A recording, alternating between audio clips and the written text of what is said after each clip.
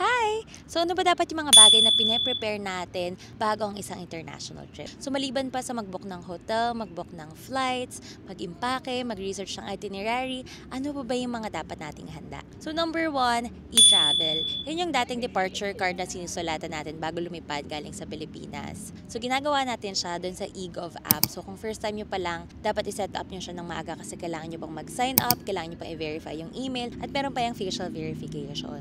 So I suggest gawin nyo siya ng maaga. Kung meron na kayong account, pwede nyo siyang gawin 72 hours before your scheduled flight. Usually, personally, ginagawa ko siya 2 days or 1 day before my flight. So para malaman nyo kung tama yung ginawa nyo, dapat mag-generate siya ng QR code. I-save nyo yan in case ng immigration officer. Take note at 2 beses natin yung ginagawa kapag departing galing Pilipinas at kapag arriving papunta sa Pilipinas. Pero dahil nga 72 hours before your flight mo pa lang siya pwedeng gawin, bago ka umalis ng Pilipinas, isang QR code pa lang yung mag-generate mo. Kapag pabalik ka na 3 days before your flight pabalik ng Pilipinas, dapat mag-generate ka ng isa pa para naman sa pagbalik mo. Pero dahil nga nasa ibang bansa ka, busy ka sa paglalakwatsa, what I usually do is nag-a-alarm ako or nag-set ng reminder para hindi ko siya makalimutan pag pabalik na ng Pilipinas. So kung family naman kayo magta-travel, may seniors kayong kasama or mga bata na hindi pa marunong mag-eGov app, pwede namang isang tao na lang yung gumawa niyan.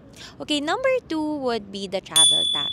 Recently, in-integrate na rin nila to sa eGov app. So, makikita nyo dyan, may link na para makapagbayad kayo ng travel tax. So, there are 3 ways you can pay your travel tax. Una, pwede nyo siyang bilhin kasabay ng ticket nyo. So, especially sa Cebu Pacific, bago kayo magbayad ng ticket, tatanungin kayo kung gusto nyo nang i-include yung Philippine travel tax. I personally don't really do that kasi minsan iniisip ko paano kung na-cancel yung flight ko or paano kung di ako natuloy or na-delay yung flight, baka mahirapan pa akong i-refund yung binayaran ko ng travel tax. So I don't usually do that.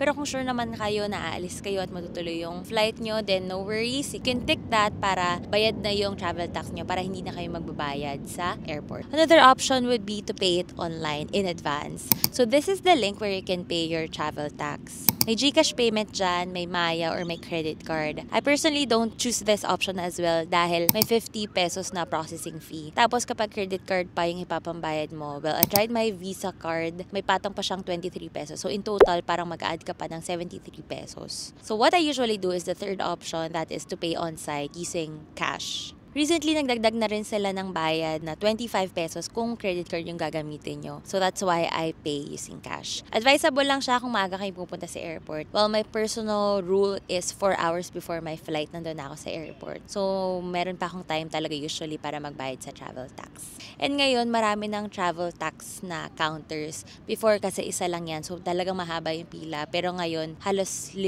or 6 na counters na sila. So hindi naman nagiging issue yung haba ng pila. Also, isa pang change na napansin ko recently, hindi na nila hinahawakan yung passport. So dati diba iabot yung passport, tapos bibigyan mo sa kanila yung flight details. Pero ngayon, ihaharap mo na lang sa kanila yung passport, tapos hindi yan nila hahawakan. So I think it's because naka-issue before na may napupunit na passport or may nadadamage tapos hindi nakaka-travel. So ngayon, no contact na sila sa passports natin. So number 3 na pinaprepare ko ay data connection ko pagdating dun sa bansang pupuntahan ko. So you have 3 options here. Either get a pocket wifi, get a physical SIM, or avail an eSIM. So, let me share my thoughts. Ang pinaka hindi ko nire-recommend dito ay yung pocket wifi. Number 1, it's because usually kailangan nyo pa silang i-pick up somewhere either sa airport or sa isang pick-up point at kailangan nyo rin siyang ibalik, which is quite a hassle kasi kailangan yung i-fit in pa yon sa schedule nyo. Another reason why I don't like using a pocket wifi is because you have to charge the device. So, pag nawalan siya ng charge, hindi na rin siya reliable. So, may possibility na baka mawalan ka ng internet dahil lang hindi mo siya na-i-charge. And another reason why I don't like it is because kapag group kayo nagta-travel, hindi advisable na isa lang yung source of connection nyo. Bakit? Kasi paano kung nakahiwa-hiwalay kayo? So some people say, hindi naman kayo maghiwa-hiwalay, magkakasama naman kami, isa lang itinerary natin. So hindi nyo masabi kasi may cases na halimbawa, nasi-CR yung isa, so alam nga naman, sama-sama pa kayo mag-CR. Or minsan biglang dumadami yung tao, nagkakaroon ng crowd,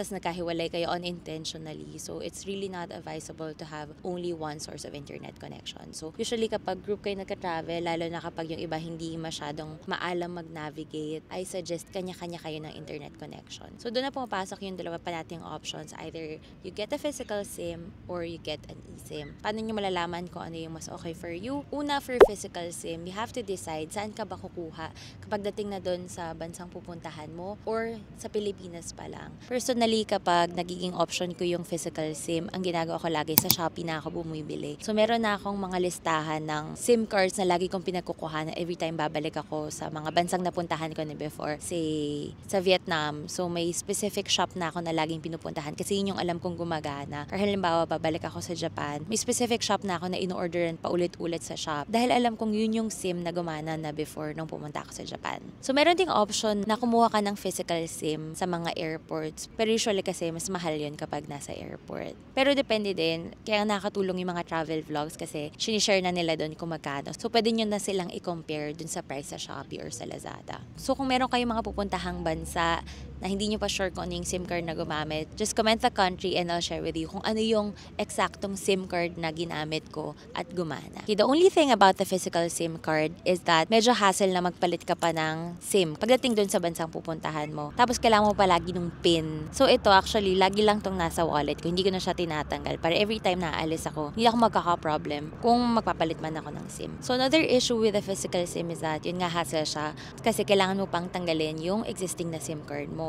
Pero kung dual SIM ka naman, I think there should be no issue. Tapos ang naging issue pa kapag hindi ka dual SIM, so tatanggalin mo yung SIM card mo sa Philippines. Minsan may times na kailangan mo makareceive ng OTP. Halimbawa sa banks or meron kang online transaction. Dahil nga tinanggal mo yung Philippine SIM card mo, hindi mo ma-receive yung OTP. So, dun din minsan naging hassle yung paggamit ng physical SIM. So recently, I've been using eSIMs instead. Pero take note lang na hindi lahat ng phone ay compatible pang mag-eSIM. So paano nyo ba malalaman? So kailangan tawagan nyo tong number na to. Tapos kapag may lumabas na EID, ibig sabihin pwedeng makagamit ng eSIM yung phone nyo. Kapag walang EID, ibig sabihin hindi siya compatible gamitan ng eSIM. At ang option nyo lang ay pocket wifi or physical SIMs. So recently, every time na aalis ako, eSIM na laging kinukuha ko. Kino-compare ko muna kung mas mahal ba siya or mas mura sa mga physical SIM sa Shopee or sa Lazada. Kapag halos hindi naman nakakaiba yung price, eSIM na yung kinukuha ko. So sa clock, pwede nyong makita, itatype nyo lang yung country and then eSIM. Lalabas na doon yung eSIM para sa bansang yon. Or actually, pwede nyo palang i-click na lang yung eSIM sa taas. And then, click nyo na lang yung country na pupuntahan nyo.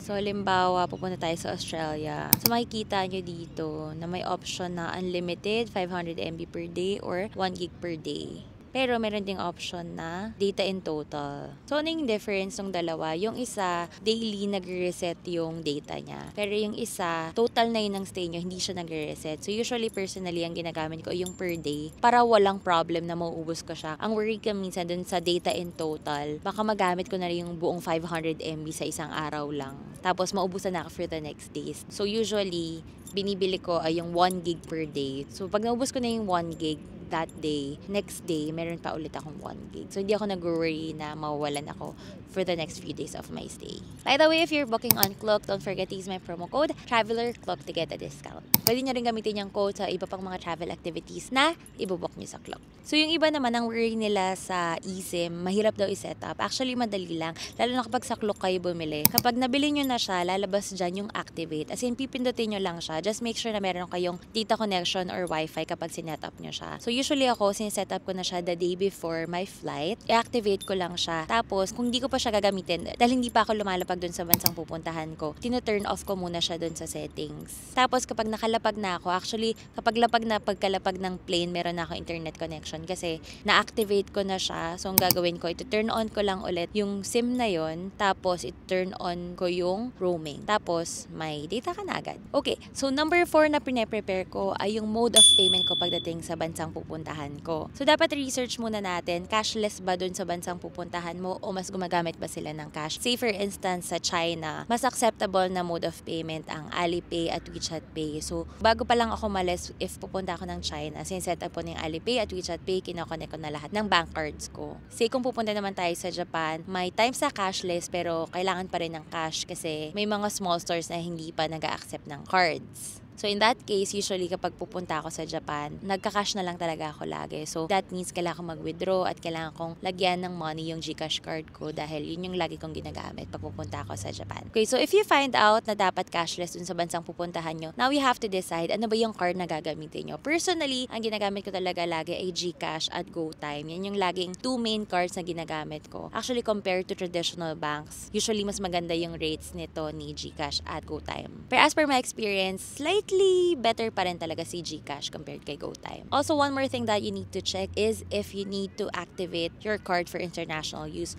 For GCash and GoTyme, usually ready to use na sila abroad. Pero yung mga traditional banks like BPI, meron dyang part sa app na dapat i-turn on nyo muna yung international use para magamit nyo siya sa ibang bansa. Also, I heard may mga traditional banks sa Pilipinas na dapat tawagan nyo muna sila or email or i-notify na gagamitin nyo yung card nyo sa ibang bansa para hindi siya ma-flag. So, whenever I research for these things, usually sobrang helpful ng mga Facebook groups. Katulad ng Japan for Dummies, may Vietnam for Dummies, may mga groups about Hong Kong travels, mga nag-DIY. So, lahat yun sobrang helpful kasi doon nag-share yung iba kung magkano yung na-withdraw nila, magkano yung rates, ano yung cash na mababa lang yung charge, and so on and so forth. So, when you find out na mas okay ang cash doon sa bansang pupuntahan nyo, you have three options. Either you exchange money habang nasa Pilipinas pa kayo, mag-exchange kayo pagdating doon, or mag-withdraw. Usually, ang default ko ay mag-withdraw doon sa bansang pupuntahan ko. It's much more convenient and usually may mga nagpo-post na rin kung ano yung mga banks na okay yung charges. For instance, halimbawa sa Japan, ang default ko, gamitin ko yung GCash ko, 7-Eleven na ATM. Kapag naman sa Vietnam, halimbawa, gagamitin ko pa rin ay GCash sa VP Bank or AgriBank. So, yun yung mga natandaan kung okay yung mga charges na minimal lang yung charges base dun sa mga ibang nag-travel. May cases naman na parang mas mura magpapalit dito. So, meron na akong trusted na money exchange dito sa Las Piñas area. So, yun yung lagi kong binabalikan. So, every time may pupuntahan ako or aalis ako ng bansa, tatanungin ko sila, magkano po rate ng peso to Australian dollars, magkano po yung peso to Vietnamese dong. Tapos, kino-compare ko siya dun sa rates ng mga bank sa bansang pupuntahan ko. So, minsan kapag mas okay na mag-exchange na lang, sa Pilipinas na lang ako nagpapapalit. So, kung saan man kayo magpapapalit ng pera, just make sure that they're registered MSB or Money Service Business. So, si Bangko Sentral ng Pilipinas, may nire-release siyang list ng mga MSB or yung mga accredited lang na mga money service businesses. Ibig sabihin, sila lang yung mga pwede at authorized na magpalit ng pera. Kung saan man kayo magpapalit, make sure na nandun sila sa listahan na yun. I'll share the link here. So, if you decide na mag-withdraw na lang kayo dun sa bansang pupuntahan nyo, just take note na iba yung charge nung card nyo doon sa charge nung ATM. Kaya nagmamatter kung saan kayo mag-withdraw. For instance, halimbawa sa Vietnam, kapag ginamit ko yung GCash card ko sa VP Bank, pwedeng iba yung maging kalabasan niya na mabawas sa card ko versus kung mag-withdraw ko sa AgriBank. Parehong GCash lang yung ginamit ko pero pwedeng magkaiba ng charges depende doon sa ATM mismo. So yun, kung sa ibang bansa na ako mag-withdraw, I make sure na may laman yung GCash ko bago ako malis ng Pilipinas. So number 5 na dapat nating prepare ay online check-in. So I always recommend na mag-online check-in tayo kasi minsan iba yung pila ng nag-online check-in sa hindi nag-online check-in. So para may options kayo kung saan man yung mas maikling pila. Also minsan napapabilis yung process lalo na kung meron ng record yung airline ng mga details nyo. Isa pa na dapat i-prepare ay yung insurance. So habang tumatanda ako, dun ko nare-realize yung importance ng insurance. Kasi hindi biro, halimbawa ma-hospital ka sa ibang bansa or magkasakit ka or magpa-check up ka. Lalo na kapag solo traveler ka lang. So syempre hindi mo rin masasabi kailan mangyayari yung accidents. Syempre hopefully wala, pero hindi natin masabi. So sobrang important ng travel insurance. I personally get one from Standard Insurance. Usually mga 1 week travel, 9 days, nasa less than 1,000 pesos pa yan. And sila pa lang so far nakapag-try na akong mag-claim nung nasira yung luggage ko nung pabalik galing Canada. Okay naman yung process and also madali silang makontak via Viber. So nagre-reply sila agad. Huwag nyo lang kalimutan na every time may mangyari sa inyo sa ibang bansa, you have to check the requirements. Ano ba yung mga kailangan? Kasi minsan halimbawa may nawala kayong gamit. Minsan kailangan pala ng police report.